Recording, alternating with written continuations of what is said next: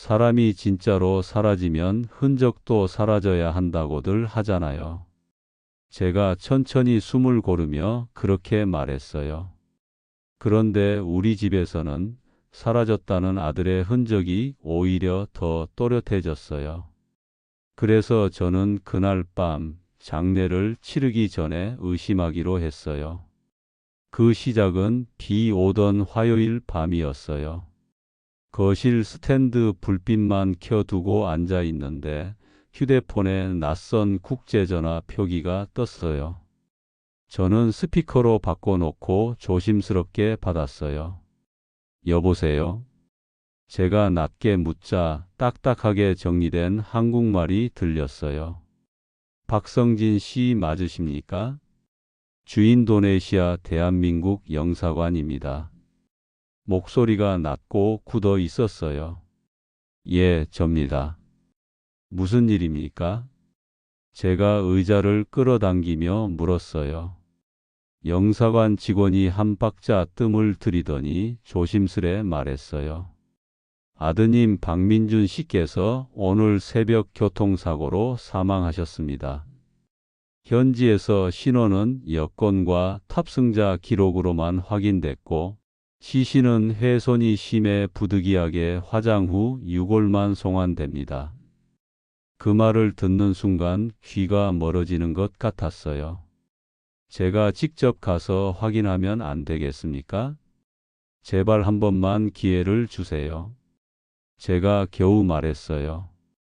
직원은 낮게 숨을 고르고 말했어요. 현지 절차상 어렵습니다. 유골은 이틀 뒤 인천공항으로 도착합니다. 필요한 서류는 저희가 동행해 전달 드리겠습니다. 통화가 끊기고 거실은 더 조용해졌어요. 스탠드 빛이 바닥에 고여 있었고 저는 그 위에 오래 앉아 있었어요. 아들의 웃음이 기억 속에서 자꾸 돌아왔어요.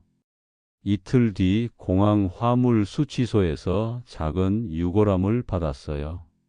차갑고 가벼운 금속 상자를 품에 안았을 때 그동안의 시간들이 한 번에 벗겨지는 느낌이었어요. 집에 들어서자 며느리 수진이 현관에서 마주섰어요. 수진은 단정하게 서 있었고 목소리도 담담했어요. 아버님 고생 많으셨어요. 수진이 고개를 깊게 숙이며 말했어요. 저는 고개만 끄덕였어요. 거실 테이블에 유골함을 올려두자 수진이 곧장 메모장을 꺼내 들었어요. 아버님, 사망진단서, 화장증명서, 입국 관련 서류는 제가 챙기겠습니다. 내일 장례 마치고 바로 보험 접수 넣어야 하니까요. 그 말이 틀린 건 아니었는데 제 귀에 유독 또렷하게 박혔어요. 사람 잃은 집에서 제일 먼저 보험이 입에 오르는 게 저는 낯설었어요. 장례식장에서는 향 냄새가 옷에 스며들었어요. 조문객들은 민준 얘기를 하며 울었어요. 그 착하던 애가 어떻게? 친구들이 제 손을 꼭 잡고 그렇게 말했죠. 저는 고개만 숙였어요. 그런데 수지는 놀라울 만큼 침착했어요. 조문객 맞이하고 서류 정리하고 접수대 살피고 빈소 구석에서 누군가와 낮은 목소리로 계속 통화했어요. 제가 휴게실에서 물을 마시며 그 모습을 멀리 봤어요. 수지는 손바닥에 뭔가를 적어가며 말했어요. 네, 장 팀장님.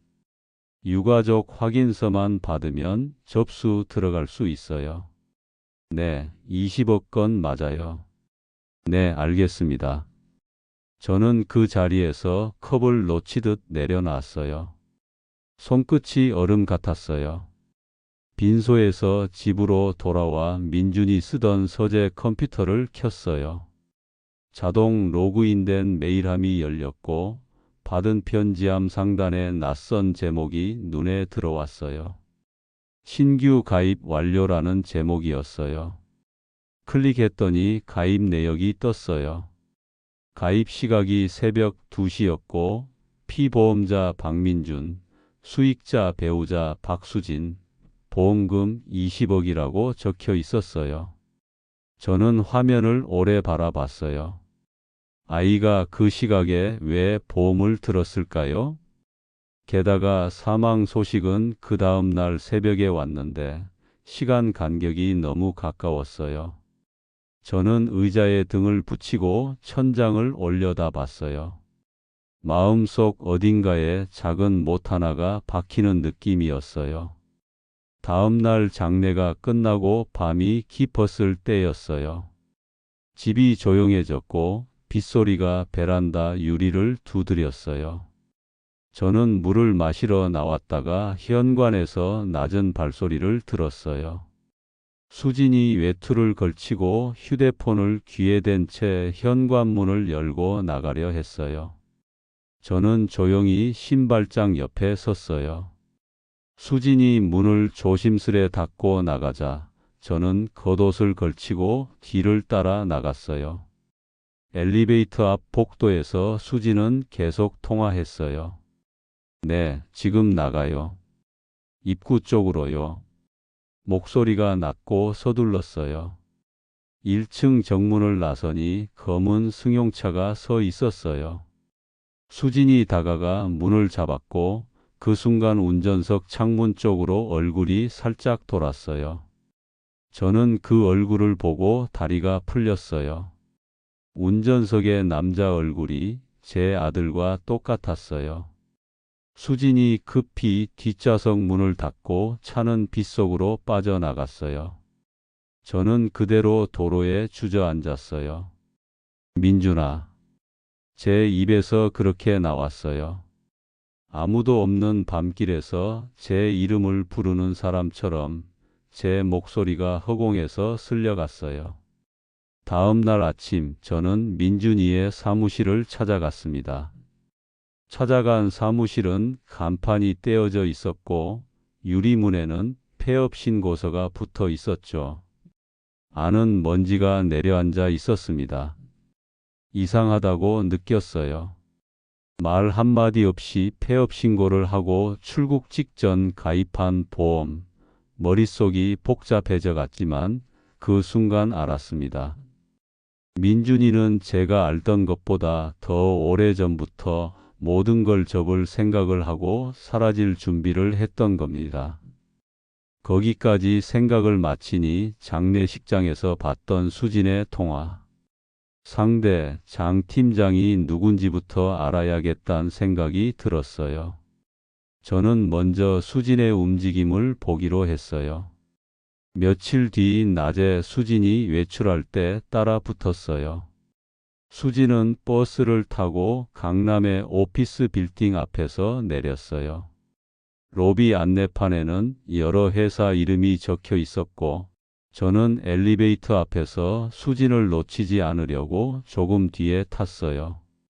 수진은 12층에서 내렸고 저는 한층 아래에서 내려 비상계단으로 올라갔어요. 유리문 너머로 장도혁 보험 컨설팅이라는 간판이 보였어요. 수진이 안으로 들어가자마자 젊은 남자가 일어나서 반겼어요. 저는 복도 의자에 앉아 신문 보는 척하며 귀를 기울였어요. 문틈 사이로 낮은 말소리가 새어 나왔어요. 수진 씨, 접수는 무난해요. 사망진단서랑 화장증명서까지 깔끔하더라고요. 남자가 차분히 말했어요. 수진이 고개를 끄덕이며 대답했어요. 네, 장도혁 팀장님. 그럼 다음 절차까지 부탁드릴게요. 남자가 부드럽게 웃으며 말했어요. 네, 수수료는 통상대로 들어오면 됩니다. 이번 건 금액이 크니까 절차는 제가 끝까지 붙잡고 갈게요. 그 순간 제 안에서 뭔가가 끊어졌어요.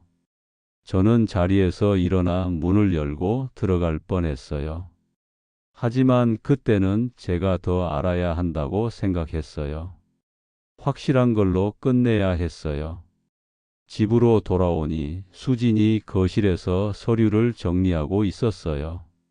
저는 조용히 말했어요. 수진아. 수진이 고개를 들며 공손하게 대답했어요. 네, 아버님. 저는 테이블 맞은편에 앉아 두 손을 깍지 끼고 물었어요. 어젯밤에 탄 그 차 누가 운전했니? 수진이 눈을 크게 뜨고 제 표정을 살폈어요. 그리고 곧 평정을 되찾고 고개를 저었어요. 아버님, 무슨 말씀이신지 잘 모르겠어요. 저는 천천히 말을 이었어요. 운전석에 앉아 있던 남자 얼굴이 민준이랑 똑같더라. 수진의 입술이 아주 조금 벌어졌어요. 저는 마주 보며 말했어요. 너 지금부터 솔직하게 얘기하자. 봤다, 내 눈으로. 수진이 숨을 몰아쉬더니 결국 고개를 숙였어요. 아버님 죄송해요. 수진이 아주 낮은 목소리로 말했어요. 민준이는 살아 있어요. 순간 제 귀에서 웅 하는 소리가 났어요. 저는 등받이에 몸을 기댄 채 양손으로 테이블을 눌렀어요. 왜? 제가 겨우 물었어요. 수진이 두 손을 무릎 위에서 꼭 쥐고 말했어요. 빚 때문이에요. 회사 자금이 막히고 거래처 결제 밀리고 저도 카드 돌려막기가 한계였어요. 민준이가 말했어요. 한 번만 눈 감으면 다시 시작할 수 있다고요. 현지에서 보험을 들고 바로 사고 난 것처럼 꾸미면 된다고요. 저는 그때 너무 무서웠어요. 그런데 민준이가 괜찮다고 다 준비됐다고 했어요. 수진이 울지도 못하고 말했어요. 보험은 20억이에요. 장도혁 팀장님이 절차를 다 알아요. 그 돈으로 해외에서 새로 시작하자고 했어요. 저는 한동안 아무 말도 하지 못했어요. 집 안 공기가 끈끈하게 달라붙었어요. 지금 민준이는 어디 있니? 제가 낮게 묻자 수진이 주머니에서 휴대폰을 꺼내 들었어요. 연락하면 나올 거예요. 수진이 떨리는 손가락으로 문자를 보냈어요. 잠시 후 수신음이 울렸고 수진이 저를 올려다보며 말했어요. 오늘 밤 예전 창고 앞에서 보자고 해요. 저는 고개를 끄덕였어요. 같이 가자. 그렇게 말했어요. 밤이 되어 저는 운전석에 앉아 있었고 수진은 조수석에서 손을 꽉 쥐고 있었어요. 비는 그쳤고 길 위엔 물기가 반짝였어요. 오래된 창고 앞에 차를 세우고 헤드라이트를 껐어요. 그리고 한동안 어둠을 올려다봤어요. 멀리서 발자국 소리가 났고 검은 모자를 눌러쓴 남자가 다가왔어요. 가로등 불빛 아래로 얼굴이 들어왔고 저는 그 자리에서 숨을 들이켰어요. 민준아. 제가 먼저 말했어요. 민준이 한 발 멈추더니 모자를 벗었어요. 아버지. 민준이 떨리는 목소리로 대답했어요. 저는 그 아이를 한동안 바라만 봤어요. 살아있는 얼굴이라는 게 이렇게 잔인하게 느껴질 줄 몰랐어요. 제가 먼저 입을 열었어요. 내가 했니? 내 어머니 없이 내가 키운 너를 내가 이렇게 보게 만들었니? 민준이 두 손을 들어 보이며 서둘러 말했어요. 아버지, 오해하지 마세요. 저 혼자 잘 살아 보려던 게 아니에요. 우리 다 빚에 허덕였잖아요. 저 수진이 손자까지요. 한 번만 눈 감아주세요. 보험금 들어오면 깔끔하게 정리하고 우리 가족 다 같이 새로 시작할 수 있어요. 이제 진짜 잘 살게요. 민주는 절박하게 말했어요. 저는 고개를 천천히 저었어요. 그 새로라는 말에 내 장래가 들어있더라. 내 앞에서 내 아들 죽었다고 울어준 사람들이 있더라. 그 울음을 내가 가져가 버린 거야. 제가 조용히 말했어요. 민준이 한 걸음 다가오며 말했어요. 아버지, 저는 살고 싶었어요. 아무것도 안 하면 다 무너질 것 같았어요. 아버지도 아시잖아요. 제가 버티고 버텼던 거요. 저는 아이 얼굴을 보며 대답했어요. 버티는 건 알겠다. 그런데 내가 버틸 동안 다른 사람의 마음은 누가 버텨주니? 내 장례식에서 어머니 친구들이, 내 친구들이, 내 고등학교 담임이 울었어. 너를 정말로 보냈다고 믿으면서 울었어. 그 눈물은 누가 갚아주니? 수진이 제 옆에서 낮은 목소리로 말했어요. 아버님, 죄송해요. 제가 잘못했어요. 제가 말렸어야 했는데, 그때는 정말. 저는 수진을 향해 손을 내저었어요. 지금은 내 잘못을 세는 시간이 아니야. 그리고 민준을 보며 물었어요. 보험금을 타면 어디로 갈 생각이었니? 민준이 숨을 고르고 말했어요. 처음엔 발리에 있다가 일본 거쳐서 미국으로요. 도혁 씨가 경로까지 알아봤어요. 저는 고개를 끄덕였어요. 그리고 아주 천천히 말했어요. 나는 평생 정직하게 살았어. 선생 월급으로 너 키우고, 너 대학 보내고, 너 결혼시켰어. 내가 가진 건 그뿐이야. 내 등 뒤에서 불을 피우면 방은 따뜻해질지 몰라도 그 불씨가 집을 태우기도 해. 민준이 고개를 떨어뜨렸어요. 아버지, 저는 마지막으로 말했어요. 나는 경찰에 신고하지 않겠다. 대신 나는 너희와 인연을 끊겠다. 상속도 포기하겠다. 앞으로 나에게 연락하지 마라. 너희가 만든 새 인생에 나는 없어야 하겠다. 말이 끝나고 한동안 아무 소리도 없었어요. 멀리서 개 짖는 소리가 한번 들리고 사라졌어요. 수진이 가늘게 울음을 삼켰고 민주는 모자를 다시 눌렀으며 뒷걸음쳤어요. 아버지 죄송합니다. 민준이 마지막으로 그렇게 말했어요. 저는 대답하지 않았어요. 돌아오는 길에 수진이 제 옆에서 말했어요. 아버님, 정말 신고 안 하실 거예요? 저는 앞을 보며 대답했어요. 내가 신고하면 너희는 도망칠 거고 나는 평생 분노와 후회 속에 갇혀 살겠지. 하지만 내가 끊으면 이 잘못된 굴레는 여기서 끝나고 남은 생은 아버지가 아닌 그저 한 사람으로 조용히 살아볼 수 있을 것 같아서. 수진이 핸드백을 꽉 쥐었어요. 정말 죄송합니다. 수진이 그렇게 말했어요. 저는 조용히 고개를 끄덕였어요. 그날 밤 저는 혼자 서재에 앉아 있었어요. 민준의 책상 서랍을 하나씩 열어보았고 마지막으로 사진 한 장을 빼서 액자 뒤에 넣어 두었어요. 다음 날 저는 부동산에 전화를 걸었어요. 원룸 하나 구하려고 합니다. 제가 차분히 말했어요. 중개인이 물었어요. 어느 동네를 보세요? 저는 대답했어요. 조용하고 대중교통 괜찮은 곳이면 돼요. 일주일 안에 이사가 잡혔고 저는 큰 집을 정리했어요. 고등학교 졸업앨범, 오래된 수첩, 아내가 남긴 손편지 한 장만 챙겼어요. 통장도 정리했고 상속 포기 서류도 변호사를 통해 접수했어요. 저는 새 주소를 아무에게도 알리지 않았어요. 며칠 후 수진에게서 마지막 문자가 왔어요. 문자 알림을 켜둔 휴대폰이 조용히 진동했어요. 아버님 죄송합니다. 저희는 떠나겠습니다. 건강하세요. 저는 그 문자를 오래 바라봤어요. 답장은 보내지 않았어요.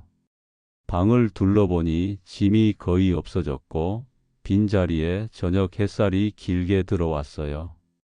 저는 창문을 열어 봄바람을 들였어요. 바람이 커튼을 밀었다가 살짝 물러났어요. 그 움직임이 이상하게 사람 같았어요. 원룸으로 옮긴 첫날 밤, 저는 바닥에 앉아 새로 산 전기포트를 바라봤어요. 물이 끓는 소리가 규칙적으로 들렸어요.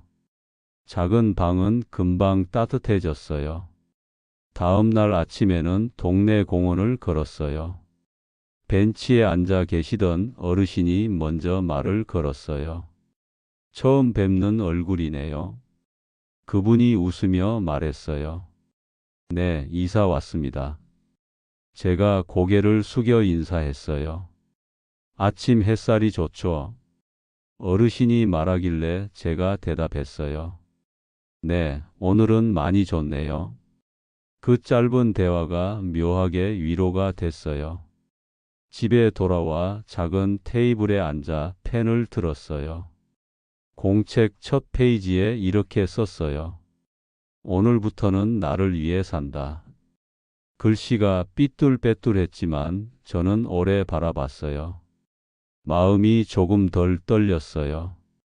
점심에는 김치찌개를 끓였어요. 끓는 동안 냄비 뚜껑이 달그락거렸고 저는 그 소리로 시간을 쟀어요. 저녁에는 동네 복지관에 들러 프로그램 안내를 받아왔어요. 발레 파킹이니 예약 대기니 그런 복잡한 말들이 없는 단순한 종이 한 장이었어요. 저는 그게 좋았어요. 가끔 전화가 울리곤 했어요. 모르는 번호로 걸려오는 전화는 받지 않았어요. 번호가 익숙해 보이면 더더욱 받지 않았어요. 제 귀는 조용할 자격이 있다고 생각했어요. 새벽에 잠이 깰 때가 있었지만 그럴 때면 창문을 열고 밤 공기를 들였어요. 밤 공기는 아무 말도 하지 않았어요. 그래서 더 좋았어요. 어느 날 시장에서 미경 씨를 만났어요. 미경 씨는 예전에 아내랑 함께 봉사하던 분이었어요. 미경 씨가 장바구니를 들고 있다가 발걸음을 멈추며 말했어요. 성진 씨, 그동안 어디 계셨어요? 저는 미소를 지으며 답했어요. 조금 멀리 갔다 왔어요. 미경 씨가 제 얼굴을 유심히 보더니 조용히 말했어요. 말하기 싫으면 안 하셔도 돼요. 근데 밥은 챙겨 드세요. 저는 고개를 끄덕였어요. 네, 잘 먹고 있어요. 그 말이 거짓이 아니었어요. 저는 정말 잘 먹고 있었어요. 그리고 잘 걷고 있었고, 잘 자려고 노력하고 있었어요. 밤이면 가끔 생각이 찾아왔어요. 장례식장에서 울던 친구들, 고개를 숙이던 담임 선생님, 액자 속 아내의 웃음이 차례로 떠올랐어요. 그럴 때면 저는 작은 소리로 말했어요. 저는 여기 있습니다. 저는 오늘도 밥을 만들었고, 오늘도 걷고, 오늘도 잠을 청합니다. 제 목소리는 낯설지 않았어요. 한 번도 나를 위해 크게 말해본 적이 없었는데, 늦게 배운 말이 오히려 쉬웠어요. 어떤 분은 저에게 물을지도 모르겠어요. 왜 경찰에 신고하지 않으셨어요? 저는 그 질문을 스스로에게도 여러 번 했어요. 정답 같은 건 없었어요. 다만 이렇게 대답할 수는 있었어요. 누군가는 칼을 들어야 하지만 누군가는 칼을 내려놓아야 밤이 오기도 해요. 저는 그 밤을 선택했어요. 저는 벌을 주는 대신 나를 지키는 길을 택했어요. 그 선택이 모두에게 옳다고 말할 수는 없지만 제게는 그랬어요. 시간이 조금 흘렀어요. 어느 날 우편함을 열었더니 복지관 소식지가 들어 있었어요. 표지에 이런 문장이 적혀 있었어요. 오늘의 평화는 어제의 용기로부터 옵니다. 저는 그 문장을 손끝으로 짚었어요. 그리고 마음속으로 대답했어요. 맞아요. 저는 어제 용기를 냈고 오늘은 조금 평안합니다. 아들을 잃었던 그날 밤 이후로 저는 매일 두 가지를 잊지 않으려고 해요. 하나는 사랑했던 기억은 누구도 훔쳐갈 수 없다는 점이에요. 다른 하나는 사랑했던 사람이 잘못했을 때 그 잘못까지 내가 떠안아야 하는 건 아니라는 점이에요. 저는 제 몫의 슬픔을 감당했고 제 몫의 평안도 찾아야 했어요. 그래서 저는 상속을 포기했고 연락을 끊었고 작은 방에서 다시 시작했어요. 지금도 창문을 열면 바람이 커튼을 밀고 들어와요. 그때마다 저는 속으로 조용히 말하곤 해요. 민준아, 내가 어디에 있든 이제 각자의 길을 살자. 나는 나의 길을 살겠다. 바람은 대답하지 않아요. 대신 커튼이 한번 흔들려요. 그 정도면 충분했어요. 저는 고개를 끄덕이고 전기포트 스위치를 올리고 뜨거운 물에 차를 우려요. 김이 오르는 잔을 두 손으로 감싸며 저는 오늘을 마무리해요. 그리고 내일을 조용히 불러요. 내일도 나를 위해 살겠습니다.